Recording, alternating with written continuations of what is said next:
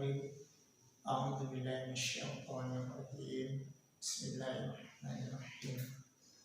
Ya ayyuhalladzina amanu kutiba 'alaikumus syiyam kama kutiba 'alal ladzina min qablikum la'allakum tattaqun. Shadaqallahul azim. Abi Hurairah radhiyallahu anhu qala Rasulullah sallallahu alaihi wasallam, man syahra ramadhana imana wa ihtisaban ghufira lahu ma taqaddama min dzambi. Dari Abi Hurairah radhiyallahu anhu berkata, Nabi sallallahu alaihi wasallam bersabda, barang siapa berpuasa di bulan Ramadan dengan iman dan mengharapkan pahala dari Allah Subhanahu wa taala, maka diampunilah dosa-dosanya yang telah lalu. Alhamdulillah, pada Ramadan kali ini Allah masih memberikan nikmat umur, nikmat sehat, sehingga kita masih kuat untuk melaksanakan ibadah puasa. Salawat serta salam kita kirimkan kepada Nabi Muhammad sallallahu alaihi wasallam. Apa kabar semuanya anak-anak Bapak? Kok nggak dijawab? Pada lupa ya? Ulang sekali lagi ya. Apa kabar semua anak-anak Bapak? Ya, bagus. Terima kasih.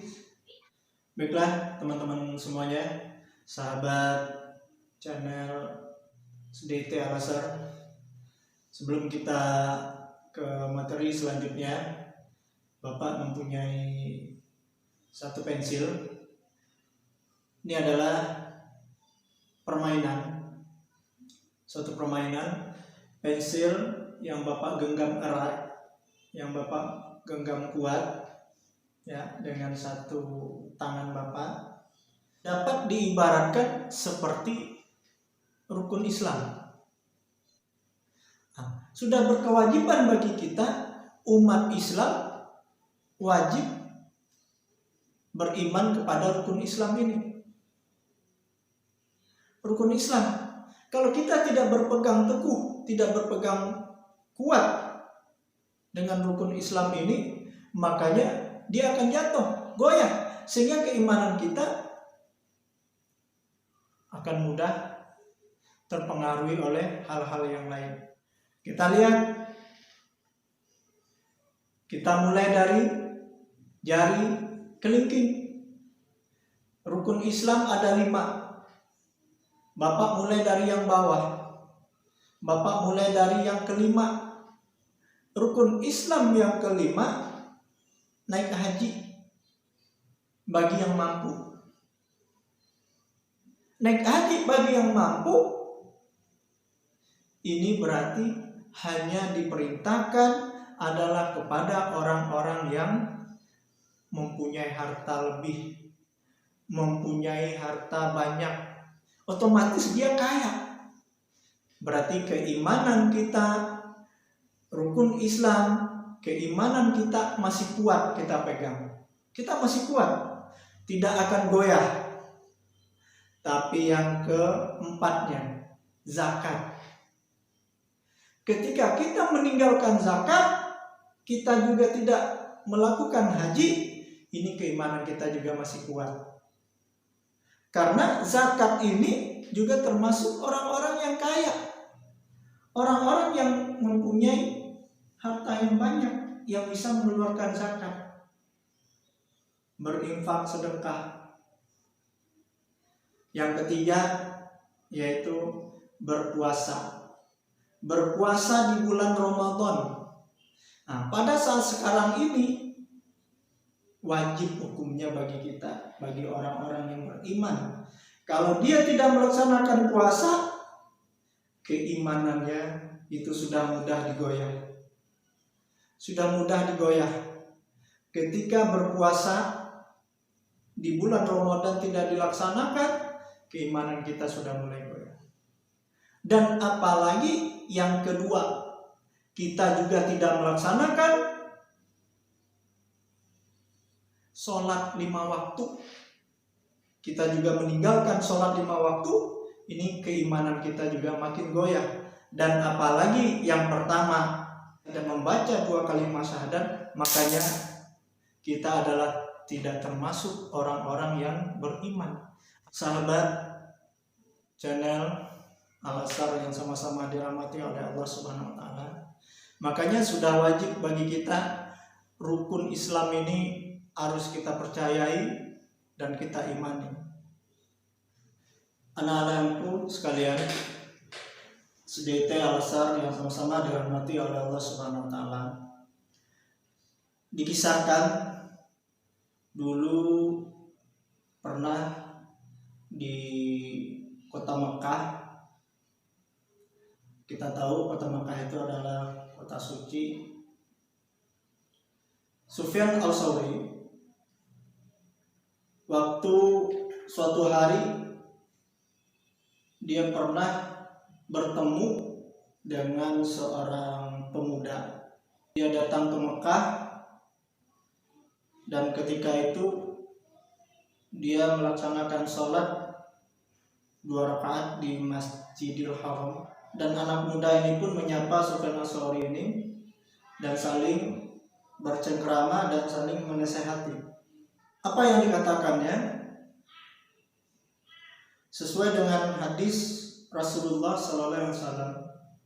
An Abi Ayyub Al-Ansari radhiyallahu anhu ar-Rasulullah sallallahu alaihi wasallam. Man shoma Ramadhana tsumma atba'ahu sittan Syawwal kana kasiyamid dahr.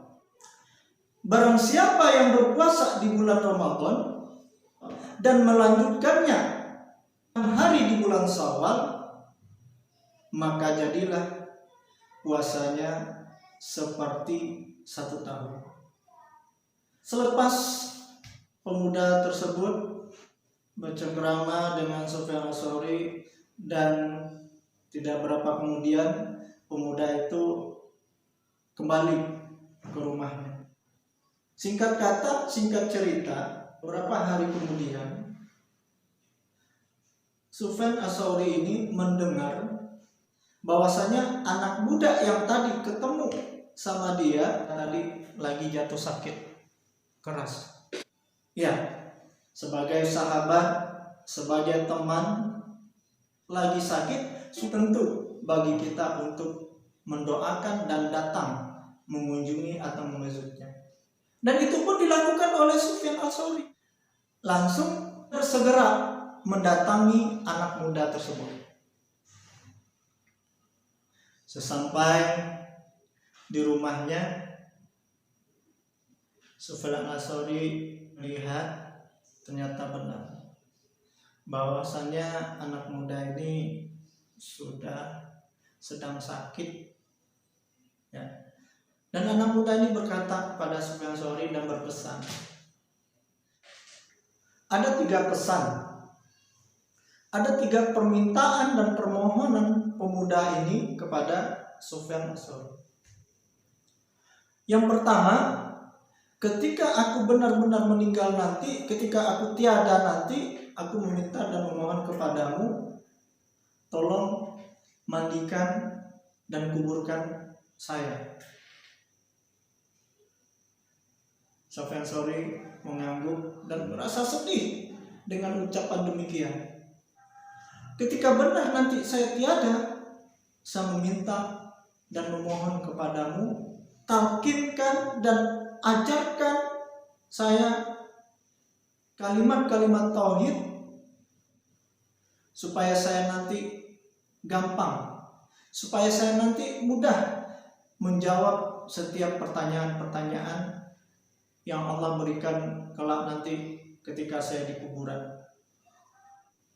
Yang ketiga, pesannya, permintaannya, ketika nanti saya udah tiada, ketika nanti saya udah meninggal, tolong di malam pertama di kuburan saya, kamu banyak memohon kepada Allah agar saya mudah untuk menjawab setiap pertanyaan.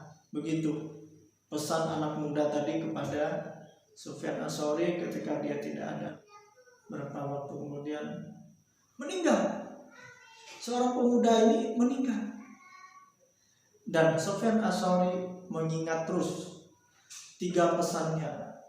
Anak-anakku, siswa SDT Al-Azhar, ketika setelah selesai dikuburkan, orang lain pada pulang kembali ke rumahnya masing-masing, tapi Sufyan Ats-Tsauri ini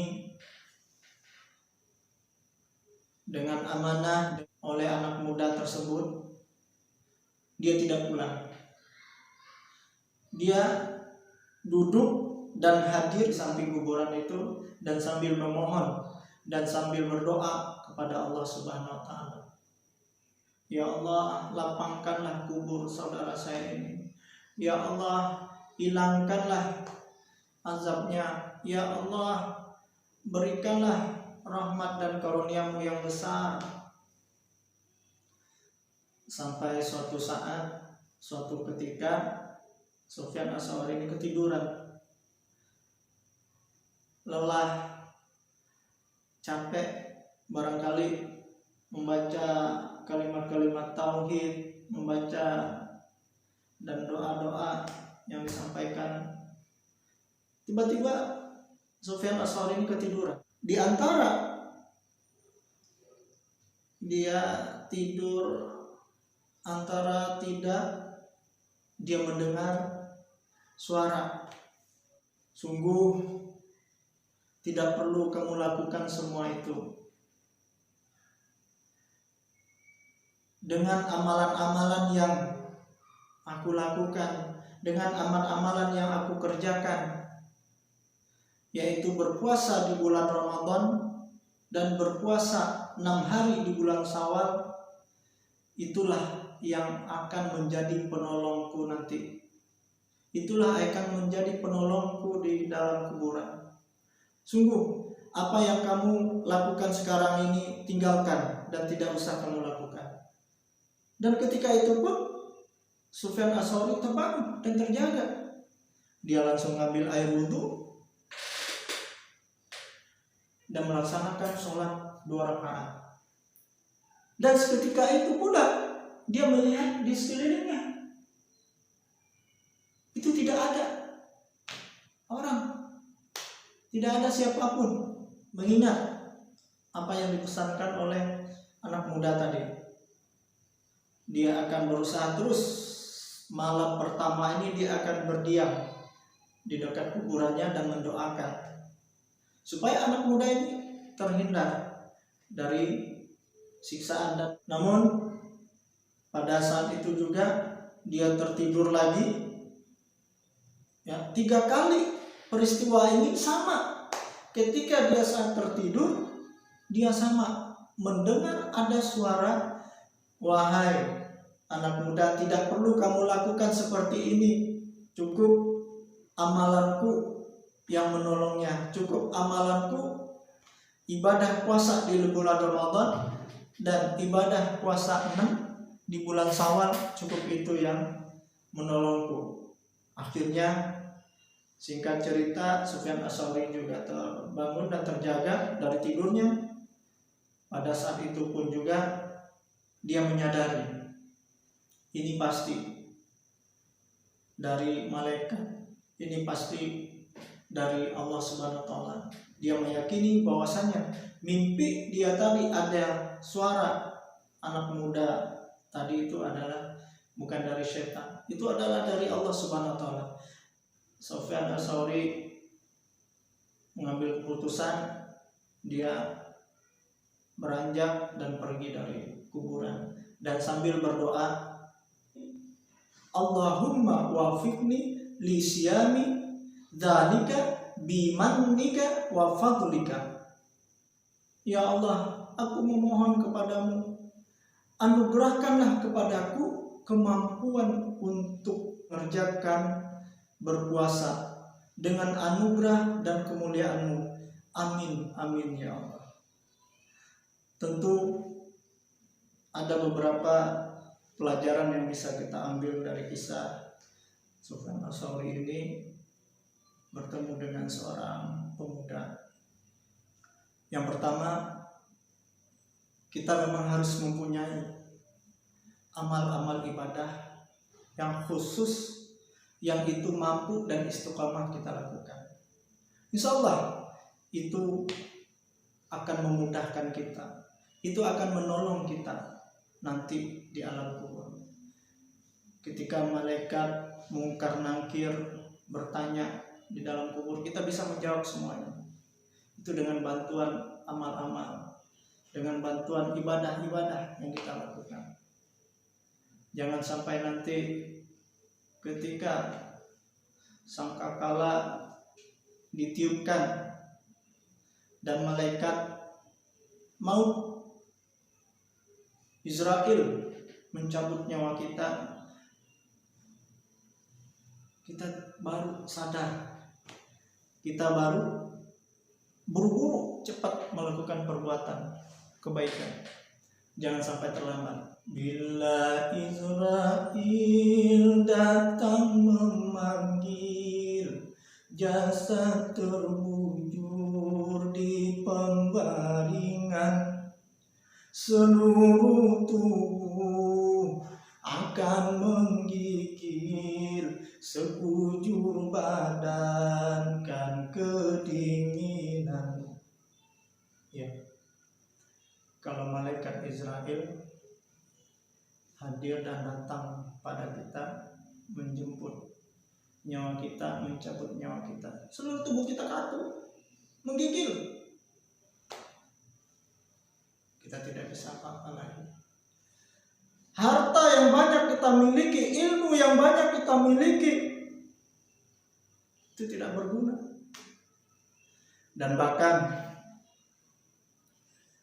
memohon kepada Allah, hidupkan saya, kembalikan nyawa saya dalam 1 menit saja. Berikan saya kesempatan untuk beramal soleh, untuk melaksanakan sholat 2 rakaat. Tapi itu tidak bisa. Kalau Allah sudah berkehendak dan mendatangkan malaikat Israel, malaikat maut untuk mencabut kita, stop. Semua amal ibadah kita tidak ada gunanya, tidak bisa kita lakukan lagi. Mudah-mudahan Bapak yakin pada kesempatan yang berbahagia ini, pada kesempatan walaupun kita bertemu di media elektronik, apalagi dengan kondisi saat sekarang ini musibah internasional yang melanda kita, mudah-mudahan kita juga berdoa pada Allah ini cepat hilang dan juga cepat kita bisa kembali dan belajar seperti biasa. Namun ada beberapa hikmah juga dari kejadian ini yang bisa kita ambil. Kita lebih banyak di rumah dan lebih banyak beribadah di rumah, sehingga rumah-rumah kita bisa jadi seperti masjid. Satu keluarga kita sholat bareng, ngaji bareng, dan juga ini salah satu hikmah kita selalu bisa bertemu. Mudah-mudahan dengan pertemuan yang singkat ini kita selalu bermunajat dan memohon kepada Allah Subhanahu wa taala, ya Allah, angkatlah segala musibah yang ada pada diri kami ini. Ya Allah, berikanlah kesehatan kepada kami ini, sehingga kami juga bisa melakukan amal-amal ibadah dengan maksimal, ya Allah. Amin amin ya rabbal alamin. Cukup ya Bapak, wabillahi taufiq wal hidayah. Sampai ketemu lagi di lain waktu. Assalamualaikum warahmatullahi wabarakatuh.